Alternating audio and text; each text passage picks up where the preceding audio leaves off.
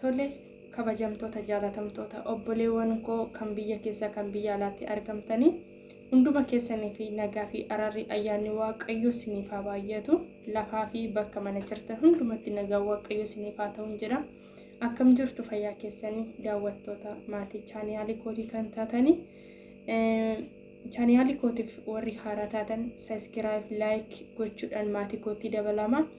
Warri maatii koo taatanii jirtan waaqayyo gooftaan baraaf jireenya keessan haa eebbisu eebbifamaa hin jedha. Lafa nagaan jiru waan hundatu jira.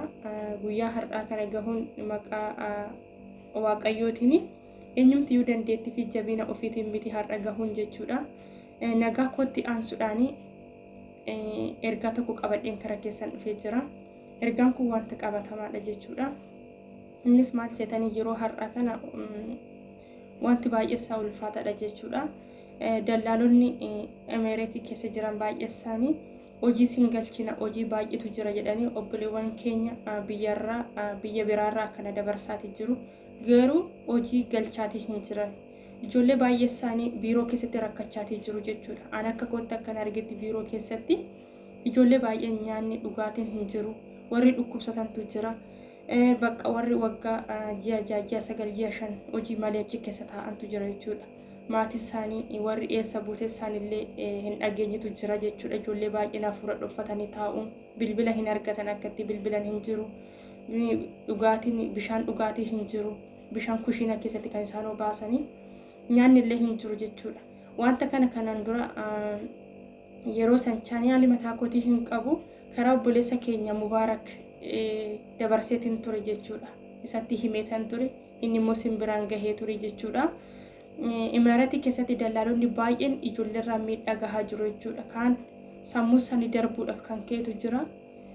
Baay'ee isaanii kan dhukkubsatan kulaaliitiidhaan nyaanni gahaan hin jiru, bishaan dhugaatii gahaan hin jiru jechuudha. Ani guyyaa 5 biiroo keessa kanan ture waa baay'ee argeetan bee jechuudha.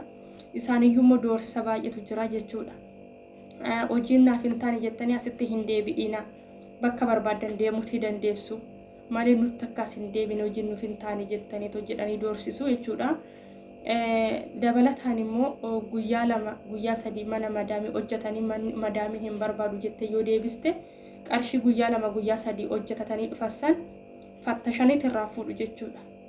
Hanga rifeensa mataa keessaa fattashaniit irraa fudhatu jechuudha. Warri dallaalonni jechuudha. Dabalataan qaxaqaxutu jira.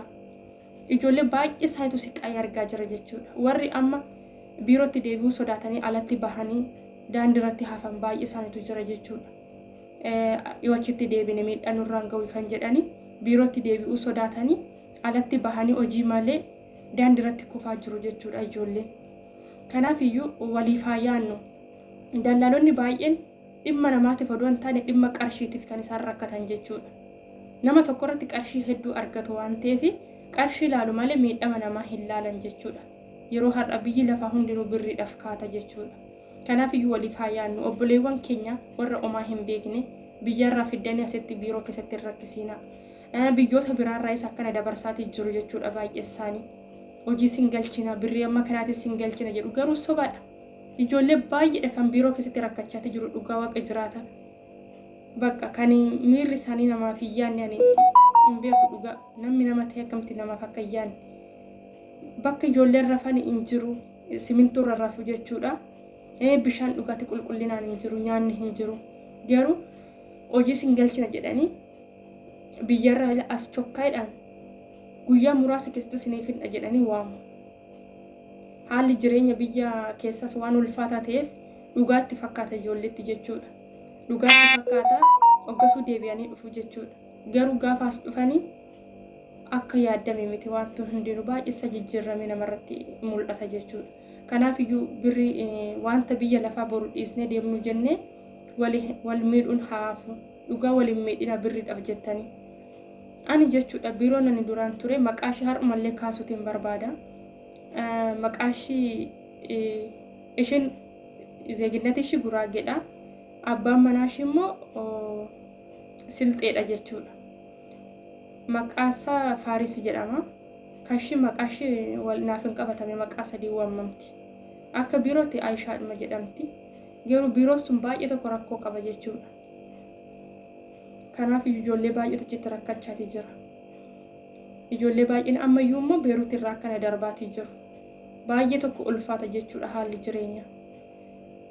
Ijoolleen Beeruut keessatti sababii doolaarri dhabameef akkana darbaatii jiru. Itoophiyaa keessatti haalli jireenya waan ulfaateef akkana dhufaa jiru. Asitti soo dhufan garuu fudhatama hin argatan yookiin qarshii hin kaffalamuuf yookiin hojii bakka gaarii tokko hin galan. Isaan damooza isaanii kan ittiin sarratanyaa tokko galchan madaamii irraa yoo fudhatani kaza sarratanyaan sun eessa seente eessa buute quba hin qaban. Manni ta'ee fi ta'uu baate wanti isaan beekan hin jiran. Kanaaf iyyuu waliif haa yaadnu ijoollee obboleewwan keessaniif yaada. Wanti biyya lafaa wanti hin darbine hin jiru. Ijoollee baay'eedha kanan ofii kiyyaan arge jechuudha. Kan dhukkubsatanii harka isaanii duwwaa biyyatti deebi'anii galan. Baay'ee isaanii haalli jireenyaatti ulfaate jechuudha. Yeroo tokko dhageessanis yoo ta'e lubbuun namaallee kan bee jira jechuudha biiroo san keessatti sababii dhukkubsatteerraan. Mucayyoon sun Beeruut irraan akkana darbite. Beeruut irraa akkana darbite ani ofii kiyyaan argeetan ture jechuudha. Biiroo san keessatti yeroo isheen dhukkubsattee ciistu midhaan nyaachuu dadhabdee bishaan dhuguu dadhabdee achi keessatti rakkattu argeetan ture. An akka carraateetan Waaqayyo balbala hojii naa baneetan biraa bee jechuudha. Garuu yeroo bayeetan torban hin guunne mucayyoo sun hin boqatte jedhaniit natti himanii turan jechuudha goddanyoonni koo warra achitti hafan. Ammallee baay'ee isaaniitu warra achi buuteessanii dhabame baay'ee isaaniitu jira jechuudha. Kanaaf iyyuu biiroon hundinuu TikTok irraan lakkoofsa bilbilaa maxxansu. Warri Beeruut irraan akkana darbuu barbaadan, warri Itoophiyaa irraa akkana dhufuu barbaadan keessan nu dubbisaa jedhu. Garuu sobadha. Dhugaa Waaqa jiraataa sobadha. Birriidhuma dallaalaadhaaf kaffalamu san barbaadaniiti malee namni tokko hojjetee ofaa jijjiiru jedhanii yaadaniiti miti. Kanaaf iyyuu Rabbiin sodaadhati Waaqa uumaa keessan sodaadhati ijoollee fiddanii biirootti akka isaan rakkatan hin godhiina.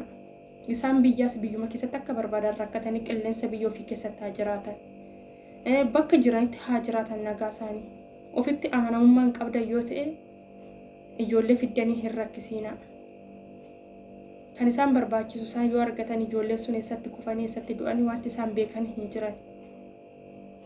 Garuu teechuma nama dhobu jechuudha yeroo kottu namaan jedhan akkuma wanta mana gaarii namaaf arganii wayi hojii si galchina hojiin birrii amma kanas si kaffalama jedhu. Isa yommuu hojii tokko hojjetanii yoo manni ta'uu fi baatee biirootti deebi'anii kan hojjetan san irraa fudhatu. Guyyaa tokko waan ta'e yoo hojjetanii fattashanii irraa fudhatu. Maal jechuudha kun baay'ee tokko ulfaata jechuudha. Waliif yaaduun hin jiru yeroo har'a biyyi lafaa baay'ee tokko jijjiiramee jira. Dhugaa namni kan nama miidhu malee kan nama fayyadu wal qixa dhufe. Kan nama miidhus kan nama fayyadus wal qixa dhufe gizee har'a jechuudha. Nama adda baafachuun baay'ee tokko ulfaata. Namni nama miidhu jedhamee laallamu kallattii hin taane nama miidha. Kallattii baay'eedhaan nama miidha jechuudha. Kanaaf iyyuu wanta boru gannee deemnuuf jennee qabeenya biyya akkuma ifni jiru dukkanni jira. Akkuma argachuun jiru dhabuun jira. Rakkina har'aa kana laallee lubbuu keenya dhabuu, sammuu keenya dhabuu, qaama keenya dhabuu waa baay'eetu jira jechuudha. Kanaaf iyyuu waliif yaaduun barbaachisaadha. Biyya namaa keessatti du'uu jechuun du'a lama jechuudha. Kan gaafa du'anillee reeffi nama kara biyyaatti galuudhaaf iyyuu gana waa meeqatu barbaachisa. Kanaaf iyyuu kana waliif yaaduun barbaachisaadha jechuudha. Har'a meeqas isaaniitu jireenya koon jijjiira jedhanii daa'ima isaanii gatanii, abbaa manaa isaanii gatanii, maatii isaanii gatanii jiru isaanii guddifachuudhaaf, fooyyeffachuudhaaf akkana dhufu. Garuu gaafa as dhufanii akka yaadanii manaa baasan miti wanti hundinuu. Kanaaf iyyuu waliif yaaduun dirqama lammummaati jechuudha. Jecha mana ni dubbadhu keessatti warri natti gaddatan dhiifama naa godha. Ani kanan amma argee dubbadhe jedhanii osoo hin taane biiroon ani keessa ture keessatti waan ani jakkootiin argedha jechuudha. Ijoollee baay'een yeroo kabalaman, ijoollee baay'ee yeroo torban tokko guyyaa lama guyyaa sadii hojjetanii yeroo deebi'an fattashanii gizee irraa fuudhan jakkootiin waan ani argeefin jechuudha. Wantoota akkasiitu jira. Kanaaf iyyuu namni gizee har'a birriidha malee namni bilaashatti ilaalamaa jira dhugaa Rabbii. Namni kaminuu birriidhuma barbaada. Waliif yaaduun dirqama lammiiti dhugaa. Baay'ee isaanii immoo jiru kan ofirra namaaf yaadan. Biiroodhuma keessa immoo taanii ofirra kan namaaf yaadan baay'ee isaaniitu jiru. Kanaafiyyuu qabeenya boru lafatti gatamee too deemamuuf jedhame wal miidhuun hin barbaachisu jechuudha. Waliif haa yaaduun dirqama lammiiti, waliif haa yaadnu. Ergaa kana yoo isinitti tole waliif dabarsaa. Nuti gaafa akkana jennu namni waliif dhagahu hin jiru, wal tuffii wayii yookiin jechama wayii yookiin soba wayii akkasitti walirratti yaadna jechuudha. Garuu gaafa miidhaan dhufee namarra gahe yeroo san namaaf hubanna jechuudha. Amma eenyumti keenya nama waliif hin hubannu gaafa akkasitti dubbatamu. Amma ani miidhaa biiroo san keessa jiru waan ani jaan argee fan dubbadha. Warri immoo biiroo san hin argine homaayyuu itti fakkaachuu dhiisuu danda'a jechuudha. Kanaaf waliif yaaduun dirqama lammiiti isiniin jedha. Viidiyoo biraatiin hanga walitti deebinutti nagaadhaan naa turaa. Viidiyoo koo kana immoo sheer naa godhaa. Baay'ee sin jaaladha, baay'ee sin kabaja. Viidiyoo biraatiin hanga walitti deebinutti nagaan naa turaa. Warri maatii koo hin taane sabiskiraayib, laayik gochuudhaan maatii kootti dabalamaa. Baay'ee sin jaaladha, baay'ee sin kabaja, nagaan naaf turaa.